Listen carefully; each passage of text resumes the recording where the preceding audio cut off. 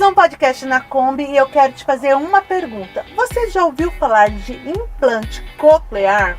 Nós vamos aprender muito sobre isso com a Silvia aqui no nosso bate-papo, né, Silvia? Sim, gente, vem, esse episódio tá legal, vocês vão gostar, vão entender um pouquinho sobre implante coclear para surdos e vale muito a pena vocês assistirem.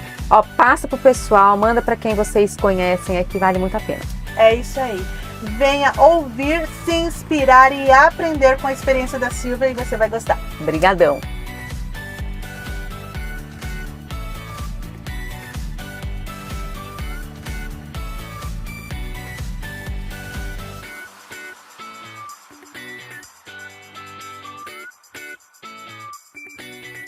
Mais um podcast na Kombi e hoje eu estou aqui com a Silvia, que vai nos trazer uma história incrível de superação, de mãe, de autoconhecimento e de tudo mais. E eu sei que vocês vão amar.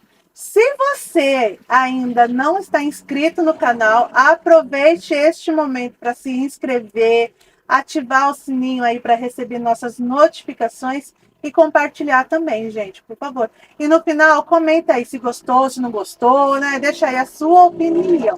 Por favor. Silvia, obrigada por ter aceito o nosso convite de estar aqui. Eu estava ansiosa pela nossa conversa e eu queria que você se apresentasse para o pessoal de casa. Então, gente, meu nome é Silvia, tenho 44 anos, sou mãe de 3, 2 são especiais e vim para contar um pouquinho para vocês da minha vida. Vamos começar. O pessoal gosta de ouvir, viu? Então, vamos contar bastante coisa aí, que seja prazeroso, que tirem proveito de algumas coisas também, tudo que a gente aprende também é para poder passar, né? Para ensinar também. Silvia, me fala um pouquinho da sua infância, sua adolescência.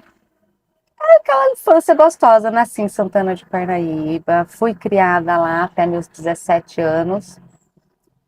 Tive uma infância tranquila, normal, como, né, qualquer adolescente, mas eu casei cedo, eu casei com 18 anos. Foi o primeiro casamento, com 18 anos e casei. E aí tive meu primeiro filho. E o seu primeiro filho, é o nome dele? Leonardo. O Leonardo. Você chama ele de Léo ou não? Chamo ele de Léo, é o Léo. Todo Leonardo é Léo, será, gente? A maioria. A maioria. E o Léo, ele já começou com uma situação diferente na sua vida, né? Como que foi a gestação do Léo, o nascimento do Léo? A gestação foi muito tranquila, ainda por ser a primeira gestação, eu tive uma gravidez muito tranquila. Quando ele nasceu, logo nos 6 meses de vida dele, eu percebi algo diferente, eu achava que ele não respondia a muitos sons, e aí fui pedir para o médico uns exames, que eu achava que ele não escutava bem, eu acho que ele não escuta muito bem. E aí, correr atrás, fazer os exames, foi diagnosticada a surdez severa, né? Então a gente descobriu uma síndrome chamada síndrome de Van de Burgh, uma síndrome bem rara, mas dá nessa síndrome a surdez, mecha de cabelo branco, né, pelo branco, e aí a batalha começou. A síndrome, ela é constatada através de quê? De exames de genética, alguma coisa assim ou não? A primeira coisa que eles fazem é física, né? As características, os olhos, a cor dos olhos, o formato dos olhos, que é um olho apertadinho, mais amendoadinho, a surdez, que essa síndrome, a característica mais forte dela é a surdez, a perca de audição severa, profunda severa, e a mecha branca. Então, o Leonardo, ele nasceu com as 4 características. A surdez, a mecha branca, os olhinhos e a cor dos olhos, que vem muito azul. É um olho, assim, bem diferente, é dessa síndrome. E é de família? É de família, do lado do meu pai. Mas isso eu só fui descobrir muito depois, né? Então, até então, eu achava que era normal, que era diferente. Mas não, era síndrome e a gente descobriu que é pro lado do meu pai. Entendi. E como que foi após esse diagnóstico da síndrome com a surdez severa? Como que foi tudo isso? Até a gente colocar as coisas no devido... Foi muito... O meu primeiro impacto foi chorar muito, não saber como lidar. O que eu vou fazer agora? Meu filho é surdo, não vai falar, não vai ouvir e não vai para a escola. Não se tinha muita informação, eu não tinha, né, essa informação. E quando ele fez 1 aninho e pouquinho, eu conheci uma fono, por acaso, tá? Falei, vou colocar ele na fono. O médico falou, coloca na fono, para né, ter uma experiência. E ela me falou de uma escola, onde só atendia surdo, levei, onde ele aprendeu Libras, tudo. Mas até a gente colocar as coisas no devido lugar, demora muito, a gente não sabe o que quer, né? O que vai fazer. Mas aí, consegui, né? A gente vai passando pelas situações. Ele entrou nessa escola, onde ele ficou 9 anos lá, ele aprendeu muito Libras. Foi bom? Foi, porque ele aprendeu, a gente aprendeu a se comunicar. Então eu tinha também que fazer aula de Libras uma vez por semana lá, até para poder aprender a falar com ele. Só voltando um pouquinho, você também tem essa síndrome. Eu carrego a síndrome de Van der Burg, eu sou surda unilateral e tenho a cor dos olhos diferente, tenho olho azul e castanho. Mas no seu caso, vamos colocar assim, na sua infância, na sua adolescência, isso foi diagnosticado como? Não como síndrome. Nunca foi diagnosticado. Eu fui saber dessa síndrome através do meu primeiro filho. Entendi. Não tinha, ninguém falava sobre, sabe? Ia em médica, falava o nome de alguma outra doença por causa dos olhos, mas nunca foi falado dessa síndrome. E com relação à sua surdez de um ouvido, você acabou se adaptando? A um lado só. E nem minha mãe sabia que eu era surda. Ela falava, você aprendeu a falar bem, né? Então, ela veio saber da minha surdez, adolescente, que eu falava, não escuto desse lado. Ela, como assim? Eu falei, não escuto. E não era aquele, tá baixo, alguma infecção, não. É perca total do lado esquerdo. E a gente só foi descobrir da síndrome através do meu filho. Engraçado não, né? Engraçado não. Mas assim, interessante, porque você conviveu com a síndrome, ela trouxe, desde o seu nascimento, Sim. uma dificuldade, que era a surdez unilateral, e mesmo assim não se falava sobre isso, não pesquisava sobre isso, porque, na verdade, você acabou se adaptando a isso, a essa situação. Me encaixei ali e fui. Aí, tipo, né, a vida que segue, vamos. Aí descobri mesmo através do Léo, que aí a gente foi atrás, aí um médico que, ele só de olhar, ele falou, olha, você tem a síndrome de Van der Burg, seu filho tem essa síndrome, e aí ele estudou um pouco, ele me mostrou, e aí já tendo acesso à internet, eu fui pesquisar, e vi muita gente parecida.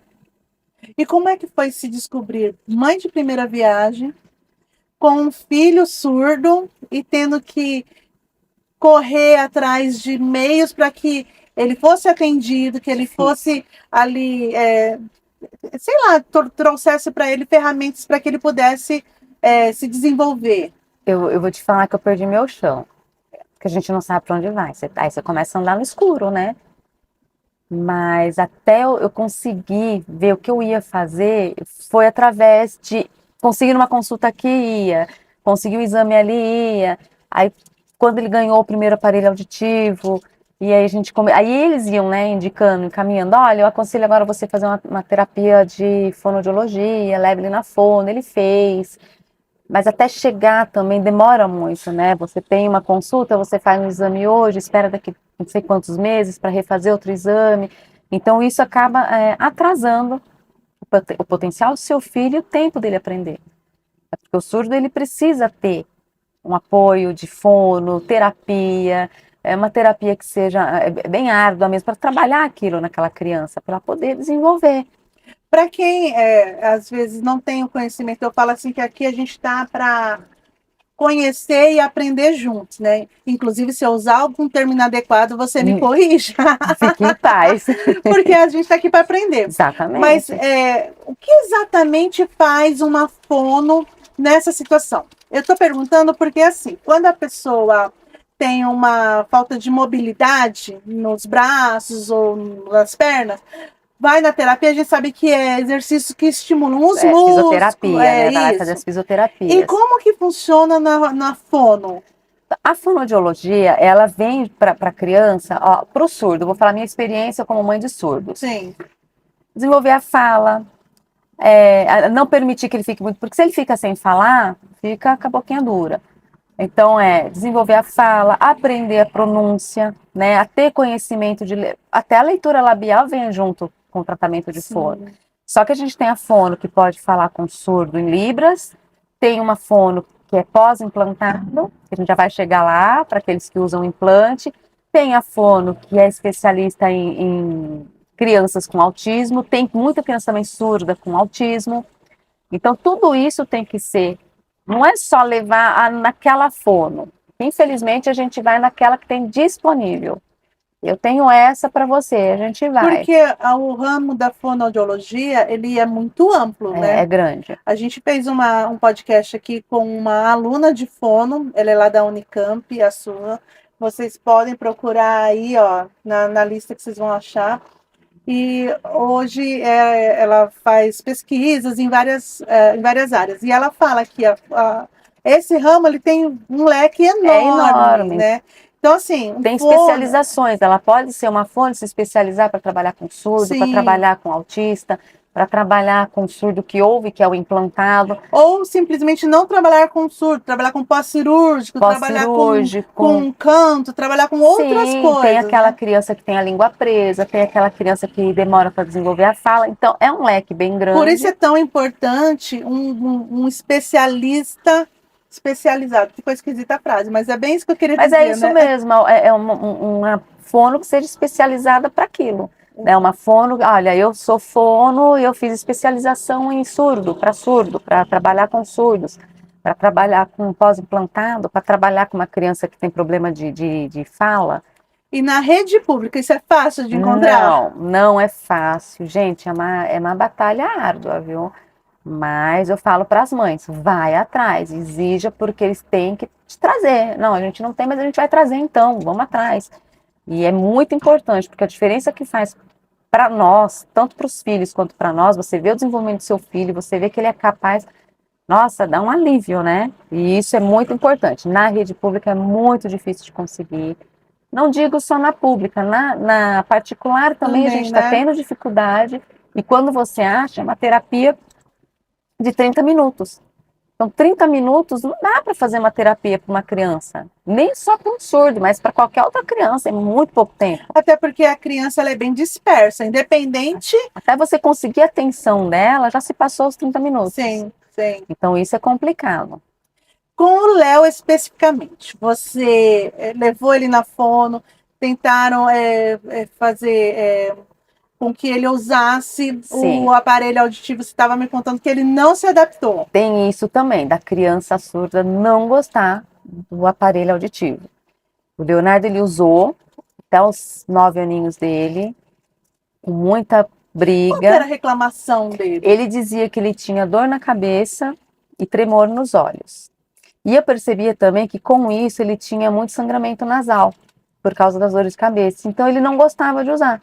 Então não é todo surdo que vai se adaptar, sabe? Tem uns que não gostam mesmo, ou o som amplifica demais, porque o aparelho auditivo ele amplifica o som do ambiente, né? Então aquela palma vira um eco.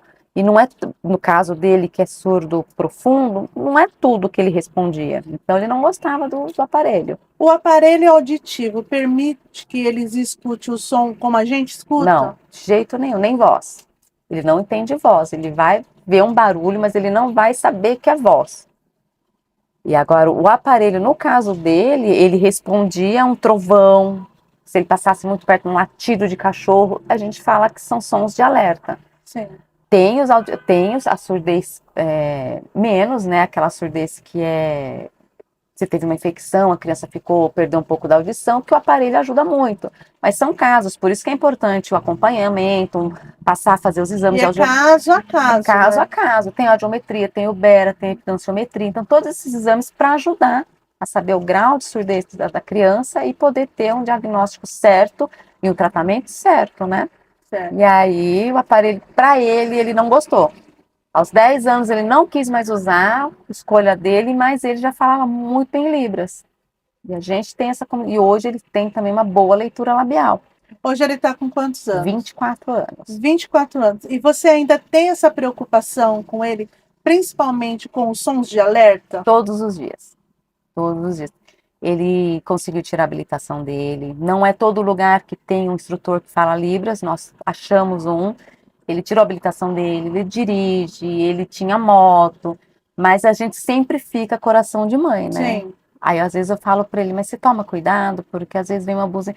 E qual que é o legal? Ele fala, não, mas eu aprendi, mãe, por ele não ouvir, ele pisca o farol para ele poder se comunicar. Para ele, o alerta seria isso. E olha que legal se a gente tivesse esse entendimento, se as pessoas soubessem disso, né? Que, poxa, você pisca farol, você não sabe se aquela pessoa ali está dirigindo é surda ou não. Sim, sim. E ele, a minha preocupação é todo dia, é diária, não adianta, a gente se fala todo dia. Já chegou do trabalho, já está em casa, onde você foi, o que você está fazendo? Até mesmo porque, assim, né, você prepara o seu filho para o mundo, mas o mundo não está preparado para o seu Não, filho. de jeito nenhum. A gente ouve falar muito de inclusão, disso, daquilo, mas para quem vive, para gente que sabe como que é, não é bem assim, né? A minoria, eu sempre falo, poxa, a minoria não tem muita voz.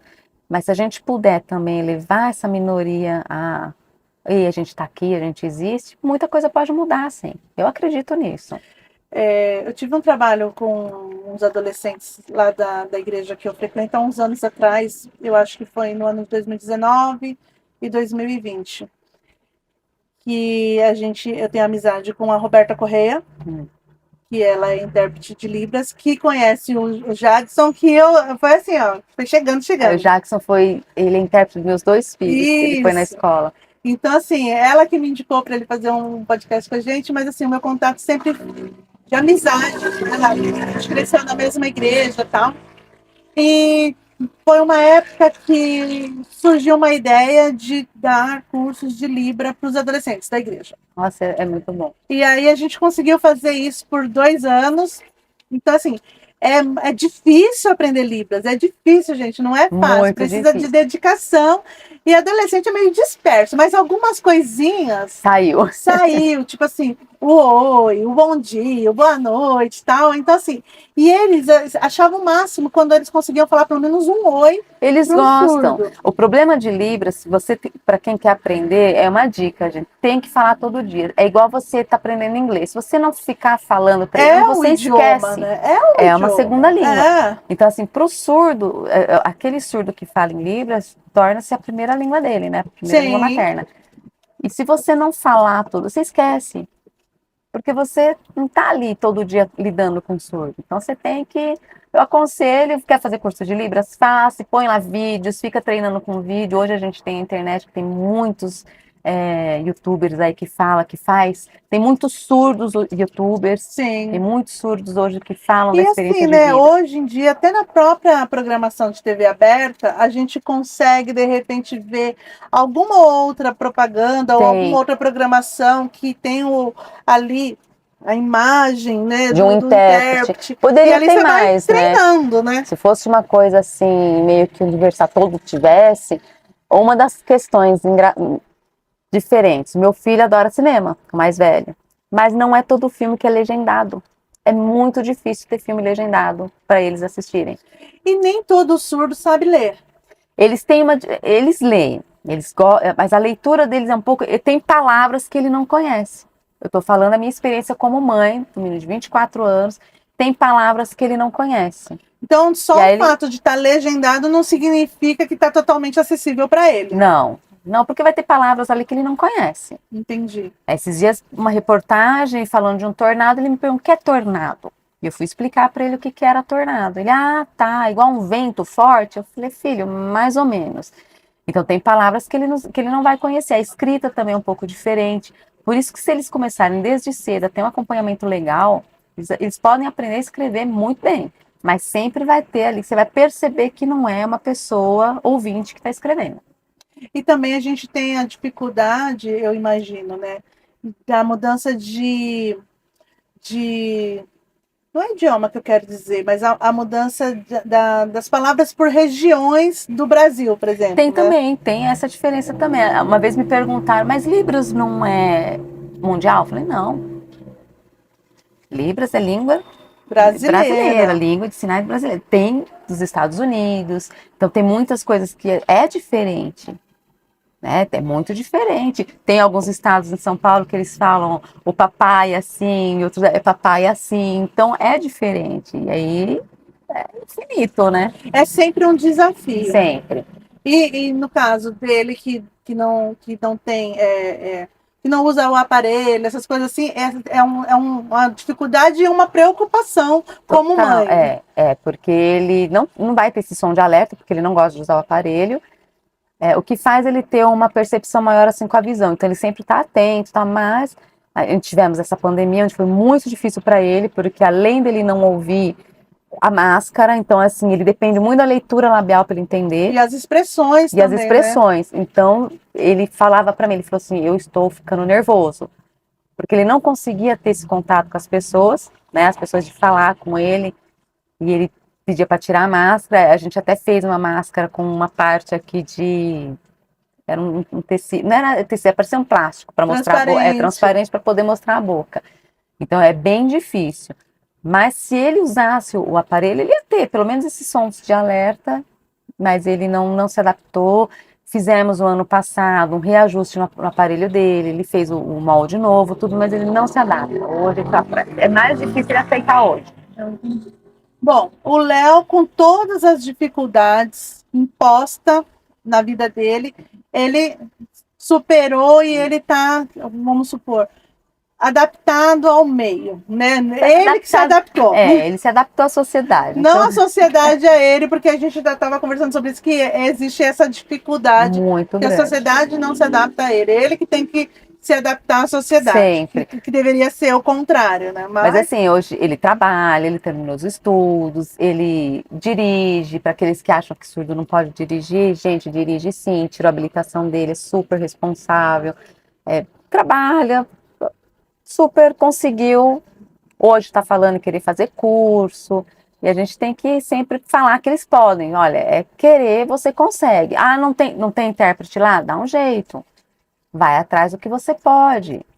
Vai Ou ver vai atrás do seu direito. e é bem isso, a gente explica para eles que eles têm direito a muita coisa. Ah, mas eu não gosto de usar, eu não gosto que falem que eu sou deficiente. Não, você é surdo. Então você pode, olha, eu quero fazer um curso, eu preciso de intérprete.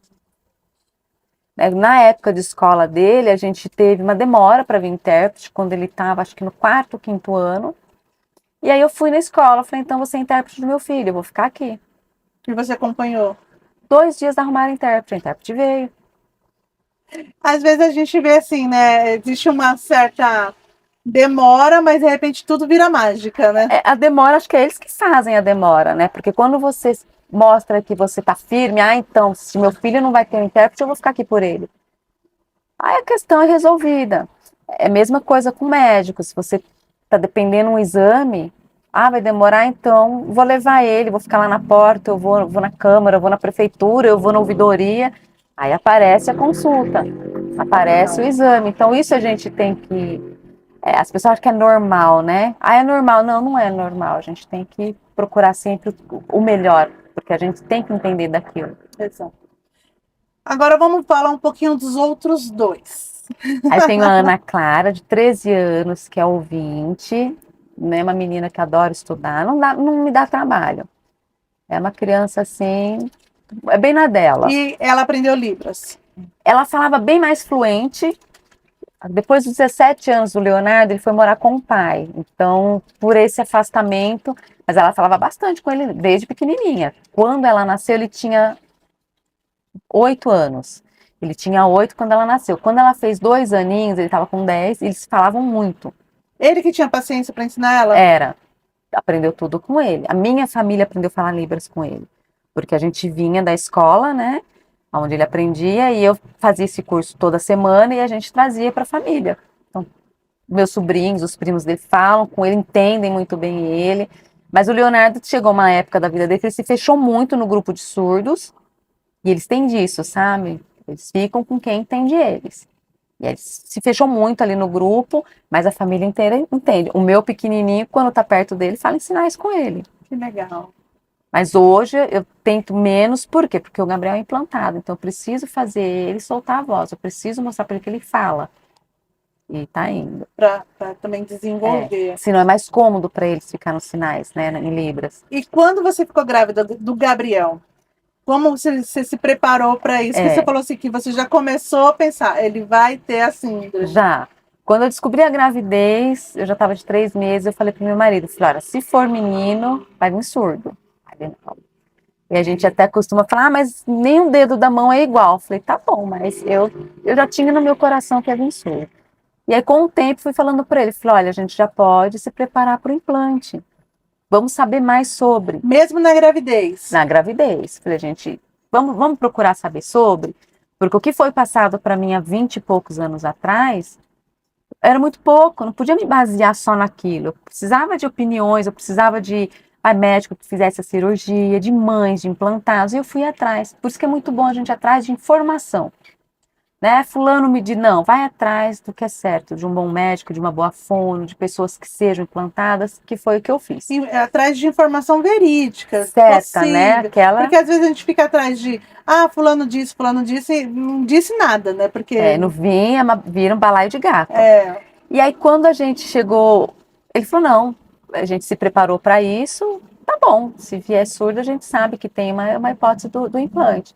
E aí, quando o Gabriel nasceu, eu até falo isso é mais como um testemunho, tá? O Gabriel, ele nasceu, ele ficou 11 dias no UTI. Porque ele nasceu e a gente viu que o Gabriel foi diferenciado ao parto. Eu falo que foi o parto mais, assim, no momento a gente estava mais financeiramente bem, então ele nasceu num hospital legal, meu marido pôde acompanhar o nascimento dele, mas o Gabriel, ele ficou, acho que uns 2 minutos sem vida. Meu Deus. E aquela coisa, e por algum tempo eu falei, nossa, eu não tô vendo nada. Ele não chorou. A meu marido, ele não chorou. E aí, quando a gente viu aquela correria, vindo o médico, tá, na hora que foram entubar ele, ele chorou, ele deu um grito. E aí, de lá, ele já foi direto para o centro cirúrgico, para UTI. UTI. Eu não tive aquele contato. Mas a gente se manteve calma ali. E eu lembro que eu falei pro meu irmão, Deus sabe de tudo. Quando passou os 11 dias que a gente veio para casa, no fim, ele ficou 11 dias lá para nada, porque ele estava super bem. Ele foi Tinha sido um susto mesmo. Foi, porque ele engoliu a sujeira do parto na hora, ele teve a síndrome do recém-nascido, se assusta, né? Na hora que fizeram a cesárea, acho que ele devia estar dormindo, e quando o médico foi pegar ele, no que ele se assustou, ele abriu a boquinha e engoliu a sujeira. E isso deu braquicardia, deu acelero, e por isso que ele ficou os 11 dias no UTI. Quando a gente chegou em casa, que a gente já estava mais calma, a gente começou a conversar sobre isso. Mas eu precisava do quê? Do teste da orelhinha, que falam tanto que faz no hospital e não faz. E era hospital particular, tudo, não fizeram o teste da orelhinha. Fizeram, ele já estava com 1 mês. Nossa. 1 mês fizeram. E eu falando, falei, olha, eu acho que ele é surdo, tal. Não, mãe, ele é perfeito. Eu falei, não, tudo bem, mas eu tenho na família, eu sou surda, meu filho mais velho vamos fazer. E mesmo assim, fez com 1 mês. Quando ele fez esse teste de orelhinha com 1 mês de vida, já deu algo alterado. Vamos refazer. Daqui 3 meses. Falei, gente, 3 meses. Mas tudo bem. Fizemos quando ele estava com 3 meses. Quando já vi, eu falei, não, ele então eu vou por agora, vou agir com o que eu aprendi, com o que eu fui vivendo. Eu não vou querer demorar tanto. E aí, se fosse demorar pelo trâmite legal, vai ia procurar ajuda depois de 1 ano. Depois de 1 ano, se a gente não ficar em cima. E aí peguei e fui fazendo, marcando qual que era o meu caminho. Ter o pediatra, pedir para o pediatra passar para o otorrino passar. E aí a gente foi fazendo logo, rápido, acelerando, com os exames na mão. Falei assim, vamos ver para fazer o implante. Agora explica para quem está em casa. A gente já falou um pouco sobre isso com o professor de Libras. O Jackson. Já falamos um pouquinho sobre isso, mas eu quero que você, como mãe, explique para quem está em casa o que é esse implante. O implante coclear vai um aparelhinho, assim, parece um ímã. Ele tem 12 eletrodos. Ele é colocado aqui dentro da cabecinha. Gente, mas não é... mas não, ele não chega a perfurar crânio, nada, tá? Ele faz um desbaste, assim, coloca entre a pele, lá dentro. Não é perfurado. Não chega a machucar crânio. É como se fosse aquele... Por baixo da pele. É aquele que vai soltando hormônio? Mais ou menos para entenderem, é isso. Porque aquele lá é mais comum, né? Mas é uma cirurgia, tá? Eles fazem o corte na orelhinha, remove a orelhinha aqui, colocam o implantezinho aqui dentro, aí eles se colocam os 12 eletrodos na cóclea. É fechada essa cirurgia, depois de 30 dias é ativado esse implante. Junto com esse vem um outro, parece um aparelhinho auditivo, mas ele tem uma bolinha, um ímã, e ele gruda aqui no que está de dentro. E isso leva ondas para estimular a audição. É tipo choquinho mesmo. Se você tira esse que gruda com Tá imã, surdo, ele não escuta nada. mas aparentemente ele tem alguma coisa? Nada, nada. É tipo cabelo normal, Normal, assim. você não vê nada, porque fica embaixo da pele, né? Tirou esse aparelhinho tem que tirar para tomar banho, tem que tirar para dormir. Aí ele tirou, ele tá surdo, não escuta Entendi. nada. Só quando coloca e liga que ele tá ouvindo. É um aparelho sensível, então.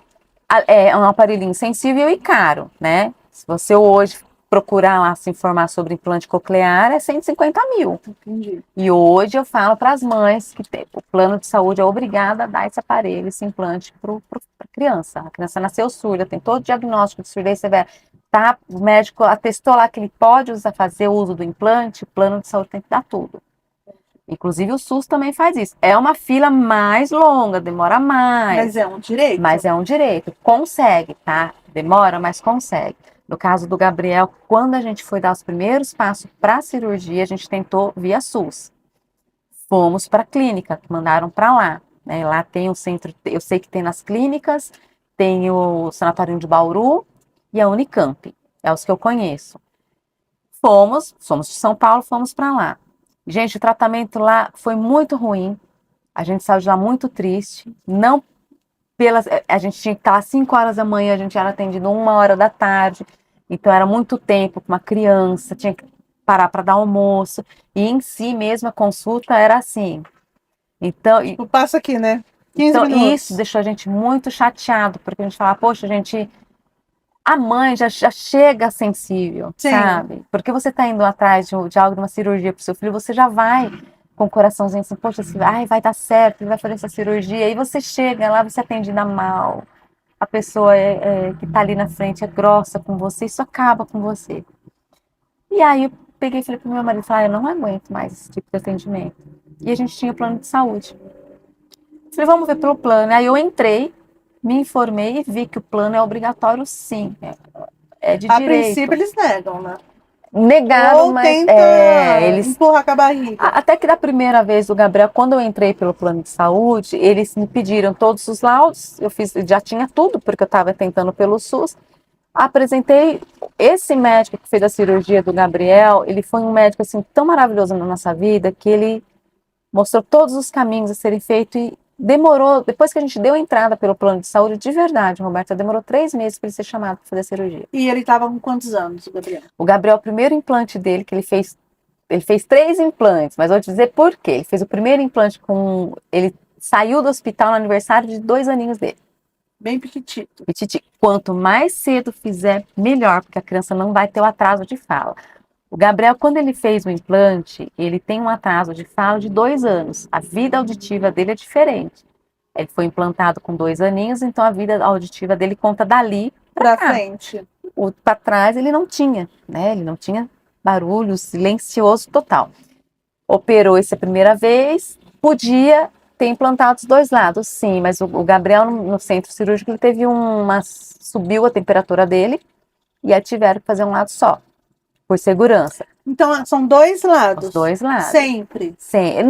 Não necessariamente. Tem caso que o médico fala, olha, não é necessário fazer dos 2 lados. Entendi. Né? Porque você passa por todo um processo. Às vezes tem um resquício de audição de um lado, do outro não. Aí eles vão sempre para onde não tem. Vai dependendo da avaliação caso a caso. Isso, é caso a caso.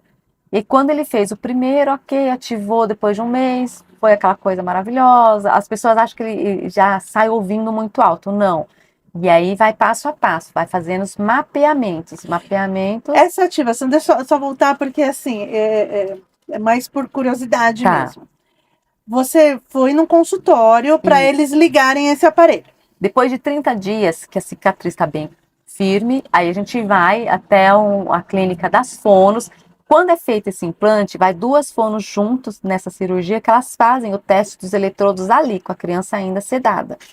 Os 12 eletrodos estão funcionando, viu que está tudo perfeito, fechou. Quando a gente vai para a clínica das fonos fazer a ativação, é por um software, tem um computador, liga o fiozinho e elas vão conectando, aderindo o som para aquele componente. E como que você percebeu? Como que é a percepção que ele está ouvindo alguma coisa?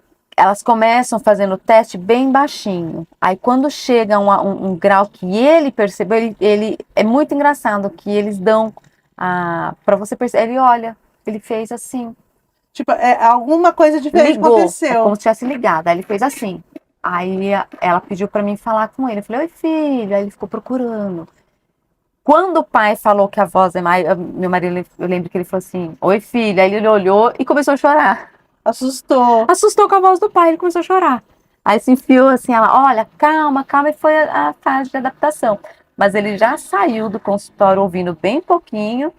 E eu lembro que no carro ele ficava assim, olhando, atencioso, olhando Tudo para era tudo. novo. Tudo novo.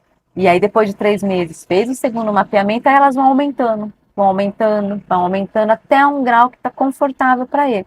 E isso são testes. Aí elas vão pondo musiquinha, vão fazendo barulhinho com as coisas para ver o quanto. E lá no próprio, no sistema, vai mostrando. Isso também não está incomodando ele, Tem né? caso que incomoda. Acho que no quinto mapeamento dele, aumentaram demais e doeu. E aí ele já estava começando, ele doeu. Aí ela, não, a gente vai abaixar, vai abaixar. E junto com a terapia de voz. Isso ajuda muito, porque ele tem que começar a reconhecer o que é barulho, o que é som, o que é voz.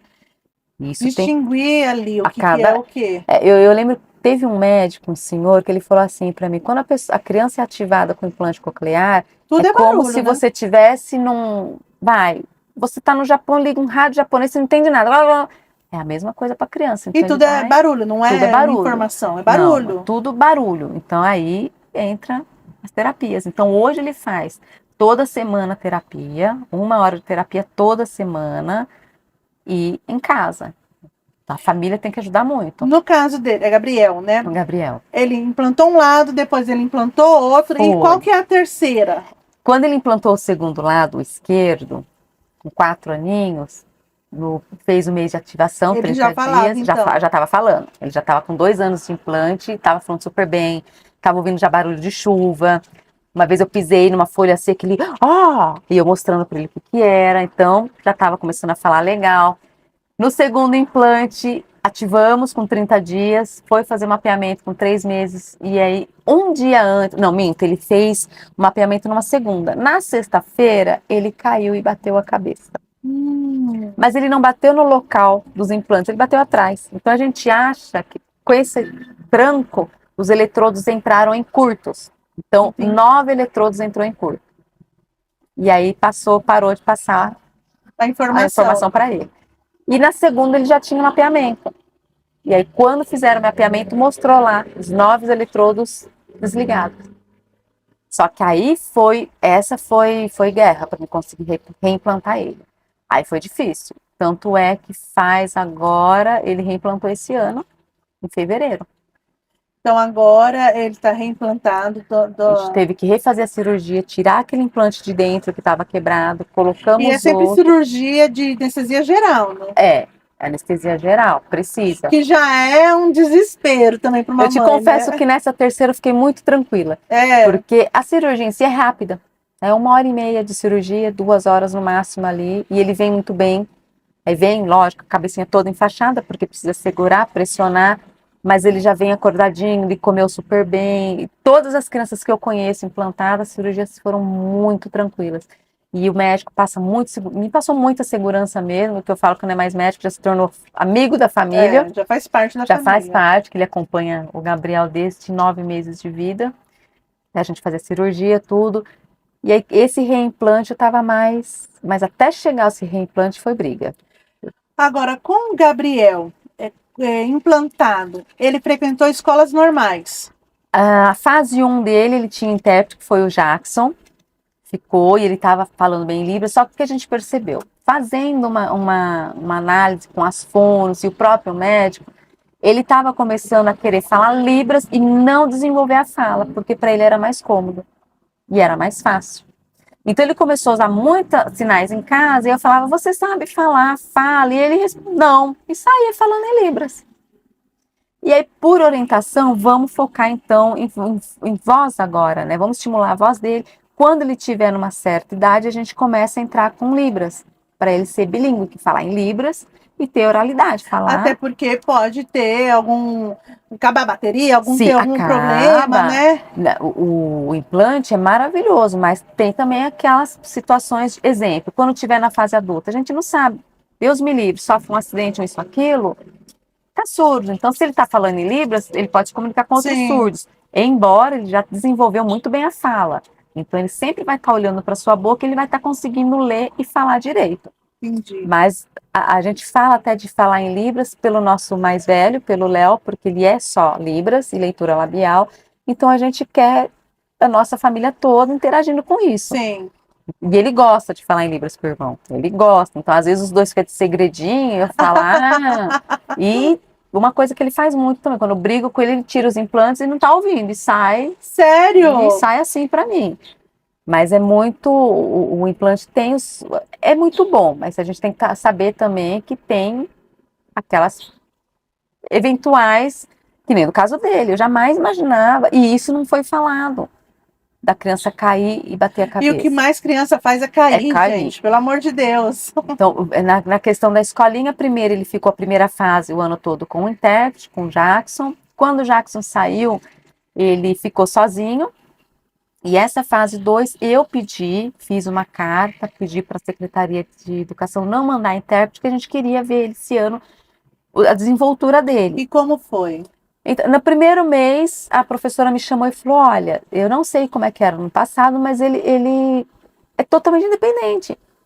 Ele vai na mesa dos amiguinhos, ele pede as coisas, ele fala. Então, o que a gente começou a perceber? Aí ele passou também muito tempo com a psicóloga, que era uma psicóloga maravilhosa, que falava em Libras. Isso é muito importante, porque surdos também têm suas tristezas, Sim. precisa. E isso, nossa, não tem. É muito difícil achar psicólogo que fala em Libras, ou que possa trabalhar com surdo. E ela falou que o Gabriel precisava passar por um momento assim, sem ninguém falar por ele, interpretar para ele, e ele se sentiu meio que independente Responsável por e si. desafiado, e ele foi. Eu vou ter que resolver isso E aqui. tanto é, Roberta, que em 3 meses de aula, ele voltou falando mais do que ele falava em terapia.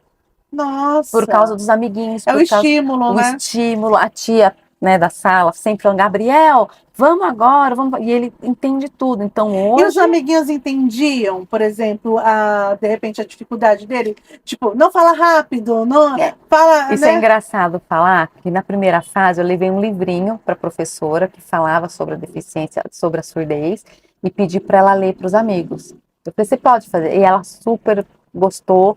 Falou, não, Silvia, não só vou fazer, como vou fazer uma roda. E ela apresentou o Gabriel, falou, olha, esse é o Gabriel. E ela não fez assim uma coisa meio que, focada em deficiência, isso. Ela não deixou ele desconfortável. Ela falou assim, ela pegou os outros amiguinhos, um que usava óculos, tinha um menininho também que é cadeirante. E ela pegou e falou, olha, o Gabriel, ele precisa desses aparelhinhos para ouvir. Se ele não Até porque tiver, criança é curiosa, né? Para um pega. aluninho pegar ali, né? E ele tava com o aparelhinho, veio umas capinhas de monstrinho, então chama atenção. Ela falou, então, olha, vocês não podem pegar, que se vocês tirarem, ele não escuta. Se alguém vê que caiu, vocês ajudem ele, pega para ele. Se piscar vermelha porque acabou a bateria, ele não tá ouvindo. E ela fez todo esse Que processo. legal! Eu pedi para ela foi muito legal de fazer, e aí ela pegou e fez uma roda de leitura na sala de aula com ele e apresentou, né? Então a criança era muito legal, ia buscar ele, Gabriel, sua mochila. E o Jackson também, que foi um cara muito assim especial nessa fase, ele fazia aula de Libras com o Gabriel, então o Gabriel ia com ele nas salas de aula e ele achava que era o próprio professor também.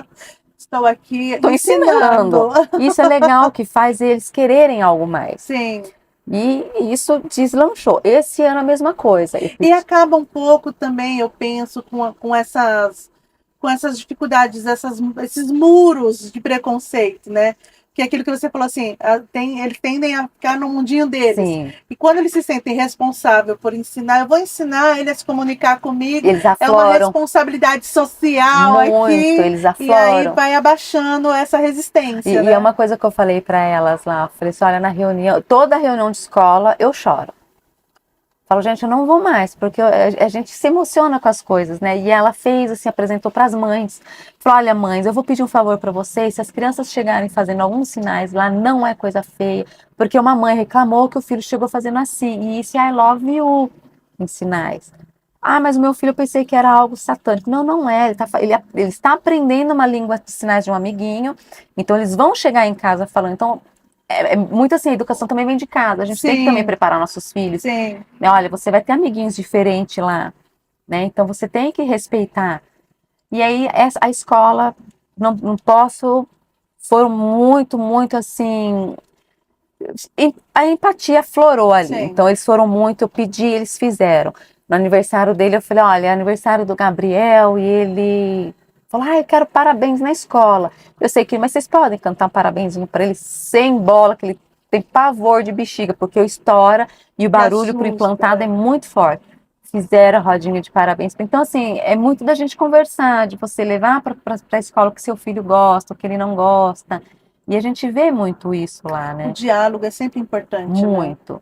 Não adianta Estar você. aberto ao diálogo e estar aberto a dialogar, né? Sim, e eu falo para as mães que eu conheço, não adianta chegar na escola querendo bater boca, dar. Gente, isso é feio. E você está ensinando para o seu filho conseguir as coisas no grito. Na conversa, na educação, a gente tem tudo.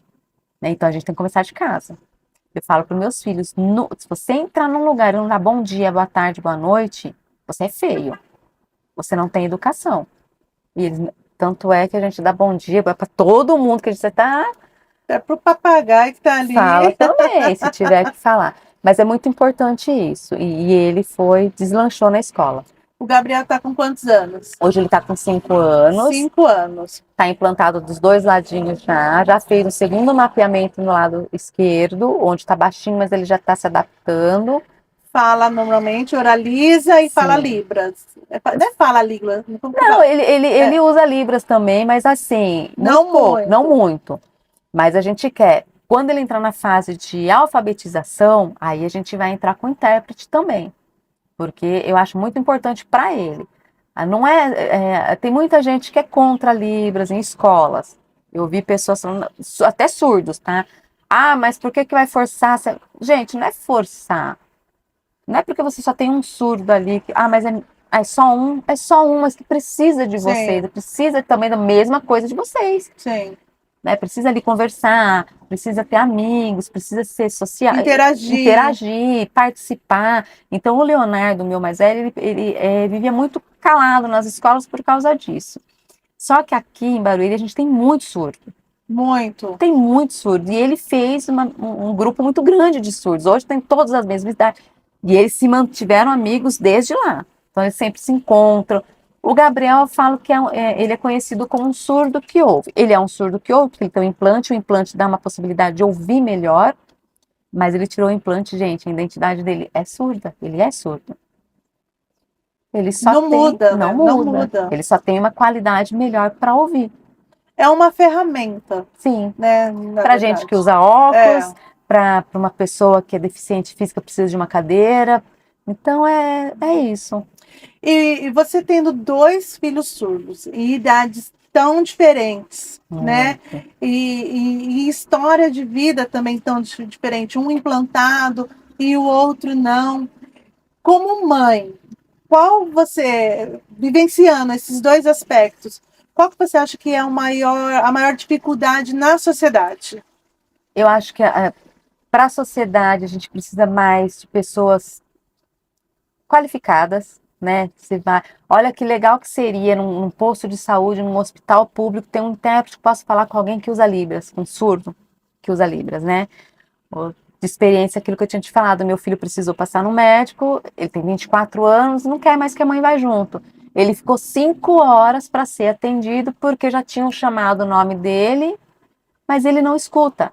Mas quando ele faz lá, ele fala, ó, seria mais fácil então a pessoa, olha, ele é surdo, vamos levá-lo até já o médico, doutor, é especial, é deficiente auditivo, Ele não vai ouvir chamar, né? não vai ouvir chamar. Se é um lugar que não tem o painel com nome, que digamos de passagem você vai, mas a maioria dos painéis está quebrado. Não, e não é só ter o painel, né? Porque a gente fica pensando assim, às vezes você se distrai. Sim, Nós que somos a ouvintes, gente a se gente distrai. ouve o clim, blom e ouve chamar o nosso nome que ativa o nosso cérebro em alerta. É ele No não. caso dele, não. Se Mas sabe o ele. que que eu ia falar? Eu ia te fazer essa pergunta. Que você falou assim, quando chega no lugar, se tiver alguém que consiga ali se comunicar com ele, não necessariamente ter um intérprete ocioso ali. mas a capacitação do próprio funcionário que está ali, né? Sim, se eles tivessem isso, o mínimo, sabe? Um pouquinho Porque que a aprender já é impressão que muito. dá é assim, esses dias eu estava comentando com alguém e ela falou assim, eu não consigo ter um intérprete disponível. Era numa empresa, não consigo ter. É como se fosse um intérprete parado lá, esperando um surdo chegar. E não é isso, porque se você capacita ali 2, 3, 4, 5 funcionários que consiga atender o surdo, já está promovendo a inclusão. Exatamente, ele não precisa estar literalmente ali dentro de uma empresa, dentro de uma repartição pública, só para esperar um surdo. Ele pode estar ensinando o que ele sabe para quem trabalha ali. Exatamente. E aí as pessoas tendo esse acesso, fica muito mais fácil. Sim. Né? A gente teve um caso de um amigo do meu filho que foi abordado pela polícia, foi levado à delegacia. Gente, ele não escuta. Ele entrou num pânico. Porque você preso, você... E não sabe ele o que tá falando que não ouvia, sabe? Então, até eles conseguirem chamar alguém, a família, e eles se sentem, poxa, eu sou um homem, eu tenho 24 anos. Vai ter que chamar meu pai, minha vai mãe chamar meu aqui. pai, minha mãe, eles ficam meio nisso, né? E hoje eu vejo a preocupação do meu filho. Eu perguntei até ontem, antes de vir, eu falei para ele, olha, a mamãe vai participar amanhã de um podcast. Eu queria muito, o que você acha que está faltando? Ele falou, e ele é muito curto e grosso. Mais gente que entenda a gente. Eu falei, como assim, filha? Mãe, poder ir num hospital e ter alguém lá que vai me ajudar, a poder ir... Todos os documentos dele, Roberto, eu tive que acompanhar até os 18 anos dele para ele fazer o negócio de reservista, eu tive que ir junto. Porque não tinha alguém ele que fosse ia sozinho, ele ele voltava. O que aconteceu, Leonardo? Não consegui, o homem não entendeu, não sabe. E ele fica nervoso. Poxa, eu não quero mais. Porque... Aí ele fica, é difícil ser surdo. Eu falei, não é difícil ser surdo, filho. Você tem que ter paciência. Você não conseguiu. E aí a gente começou a fazer aquilo de escrever. Escrever no celular. Tem aplicativo? Tem. Mas para a pessoa te entender, ela também tem que ter esse aplicativo no celular dela. Sim. Né? Tem aqui, eu vi que no Ganha Tempo tem auxílio mas será que funciona? Aí diz que fica online, você põe lá o QR Code, fica online, a pessoa te ajuda. Mas seria legal se pudesse todos, né? Sim. E se não tem todos, então isso, seria legal capacitar quem já está lá dentro. Seria muito útil. Pelo menos com o básico, né? Pelo menos com o básico. Você não quer, de repente, seria o ideal que a pessoa fluentemente ali tivesse qualquer tipo de comunicação para falar do futebol, da novela, do filme, bater um papo das preferências. Mas se você tiver alguém que consiga explicar o básico, já está ajudando e muito, porque você fala assim, você está te dando dignidade para aquela pessoa, de dar uma informação. É uma informação. E é o direito, né? Você vê, todo mundo tem essa de ir e vir e eles se sentem ali. Limitado. Não sei se vou conseguir sozinho. E limitado não por eles, né? Limitado pela sociedade. Porque eles, no perfil deles, eles estão totalmente capacitados. Sim. Quem não está somos nós, que não conseguimos nos comunicar com eles. É que eu falo para ele, falei assim, olha, você tem que se sentir até privilegiado, porque a gente tem bastante gente na família que te entende. Tem muitos aí que nem os pais entendem os filhos. Exato. Os surdos, né? É difícil para eles também. Mas quando eu falo para ele, olha, é uma questão também da gente conseguir educar a sociedade, a gente conseguir passar para a sociedade. Sabe, eu sempre, minha filha tem 13 anos, ela fala, ia ser muito legal se tivesse mais palestra na escola sobre as deficiências. Sim. E ela vai quebrando essas barreiras, ainda mais ela, que tem 2 irmãos surdos.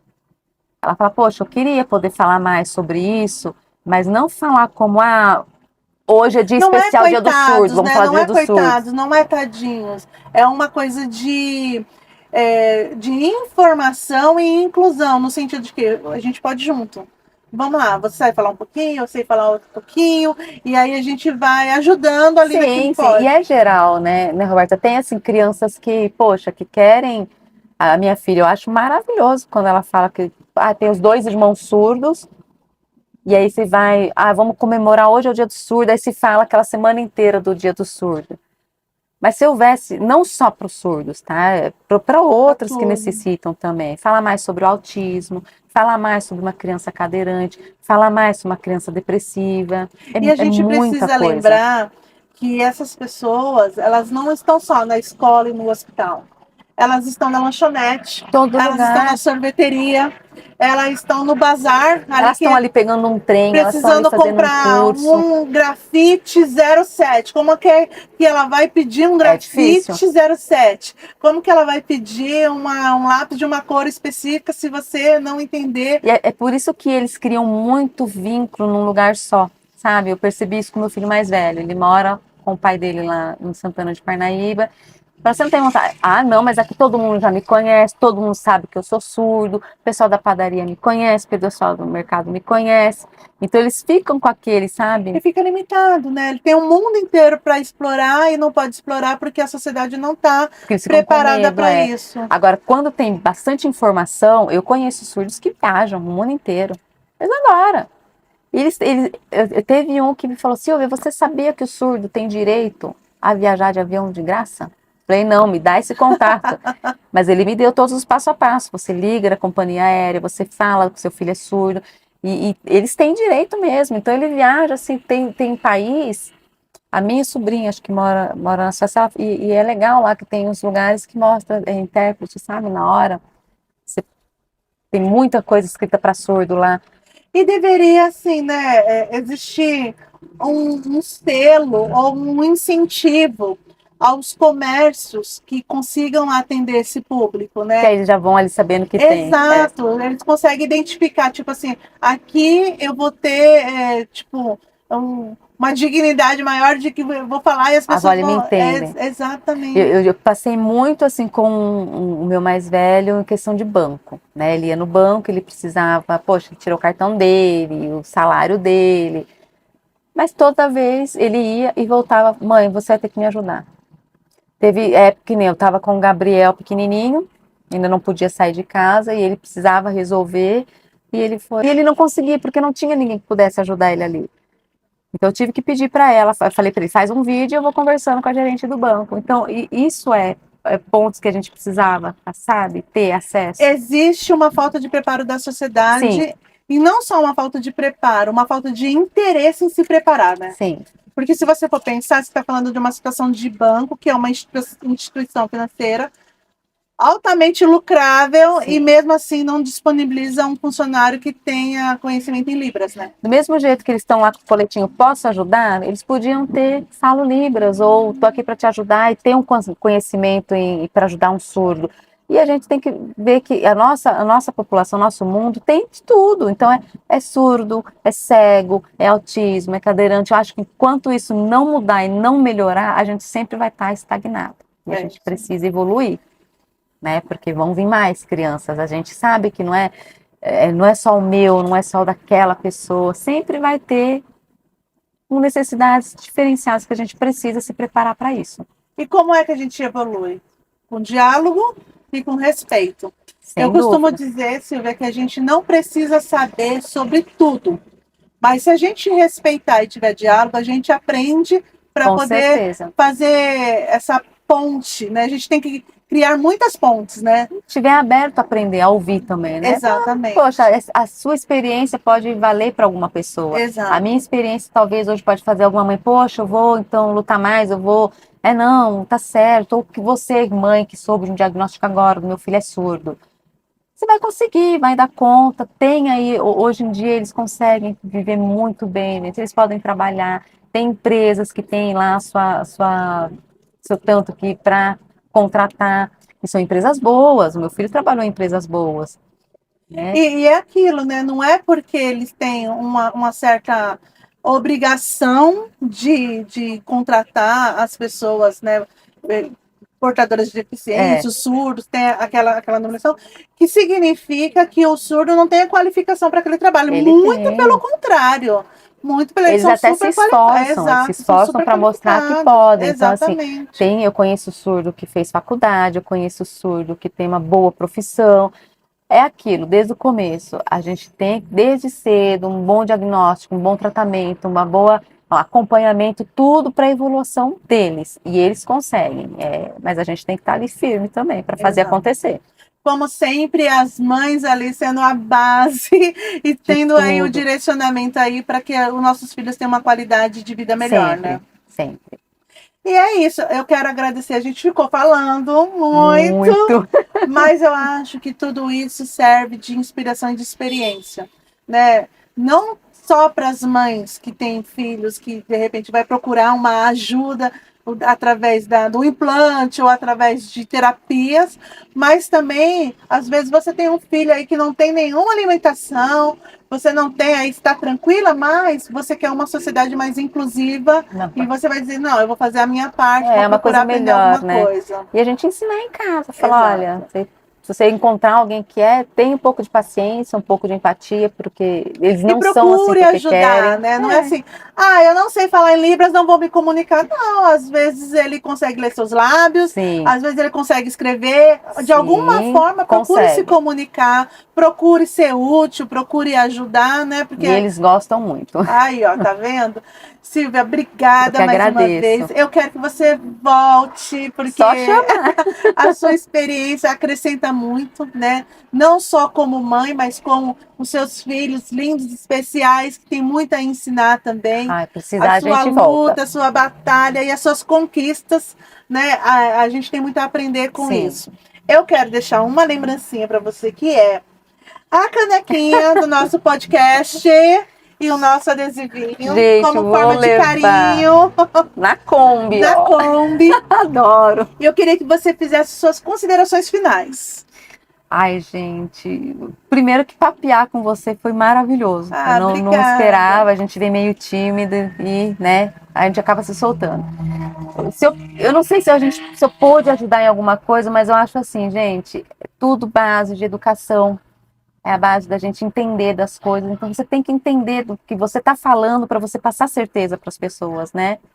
E saber que todos têm o direito de ir e vir, direito de escola, direito de hospital, direito de estudo, e a gente tem que fazer por eles. Exato. E se a gente ter essa força e se unir, o que é minoria se torna grande. Exatamente. Afinal de contas, existe uma coisa que é um lema na minha vida. A gente vive em sociedade.